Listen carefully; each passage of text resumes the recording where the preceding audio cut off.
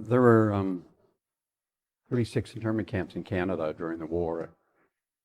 10 of those were Japanese internment camps. The other 26 interned Canadian citizens and prisoners of war from Germany. There was only one internment camp in maritime provinces that was located in Ripples, New Brunswick. In the internment camp in Ripples, New Brunswick, between 40 and 41, we held roughly 711 Jews that had left Europe between 33 and 39, saw the sort of the writing on the wall. For whatever reason, they were able to escape to England. And they started to settle down to work and go to university and whatever. When the war broke out, Churchill and the British government thought there may be spies in the group, so rather than take a chance, they asked Canada and Australia to house them, and they would pay the expenses. And after about a year, our allies realized these Jews weren't our enemies and gave them three choices. They could go back to England and join the war effort if they were cleared. They could stay in Canada if they were sponsored for about $1,000 a head, or if that option didn't work out, they were put in other camps until the end of the war. And after that, they got a mixed bag of prisoners. They had German, Italian merchant marines. They cut off the shores here, and many Canadian citizens, for whatever reason, were imprisoned. There was Camillion Hood from Montreal, the mayor of Montreal at the time, and he spoke out against war effort and sort of sided, I suppose you'd say, with Italy. And he was put here for 3.5 years.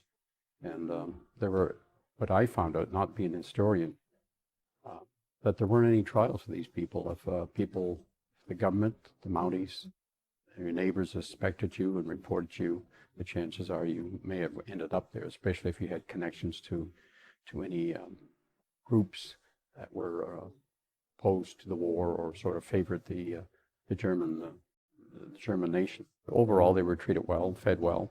And one of the Second World War veterans, who was a prisoner in Europe, held prisoner by the Germans, looked right at me and he just pointed his finger and said, "Yes, meanwhile, my wife and family back home were on rations and they had less than the prisoners." You know, he had a good point. I couldn't argue with him until another veteran spoke out and he said, "There's two sides to this story."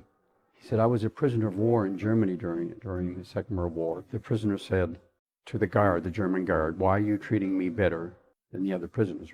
They were from other nations. He said, 'Word has come back from Canada how well you treat our prisoners,' and that could be my son. As soon as the war was over, they started shipping people back to Europe and places in Canada. And there were roughly 52 buildings on the site, and they were all sold. And we've located 10 or 15 of those that still exist today. And they just closed everything and tore everything down, and they destroyed all the pots and pans, thousands of those, and buried them at the site. And the only thing standing now is the base of the water tower, a couple of manholes, and the base of the kitchen. It's nice to know our past and how we participated in our past, whether it's a mile away or 1,000 miles away. But the thing about this camp is it's a part of our history that, you know, I went to school in Minto, only 9 miles away, and I knew nothing about the camp. It was never mentioned in school who was there, why they were there, or how they were treated. And I think that's important. I was asked to speak about the Internment Camp Museum and how it was formed. Back about 28 years ago, actually, 1993, I was developing alternate programs for students in junior high school. I had 12, and I wanted them to work as a group. So we came up with the idea of the Internment Camp Project. I had read both of Ed Jones's book, Both Sides of the Wire, and we happened to have plans of the actual camp itself.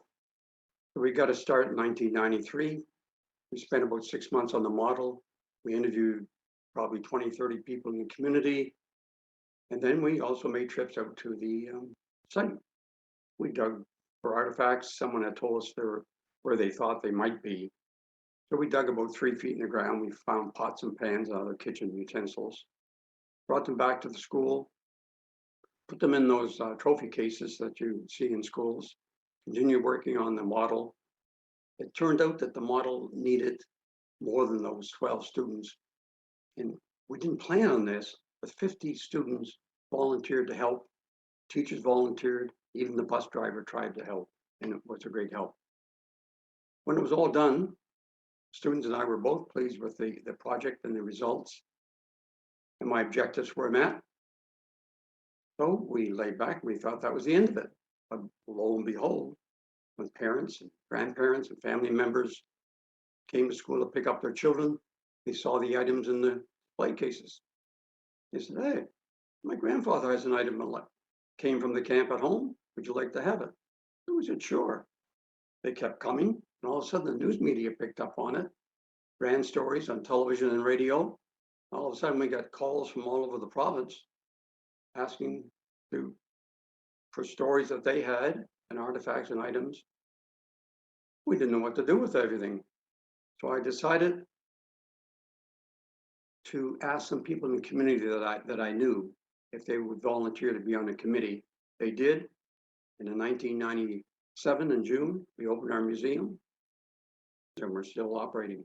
And it's located, for the person who asked, located in Minto itself, the museum.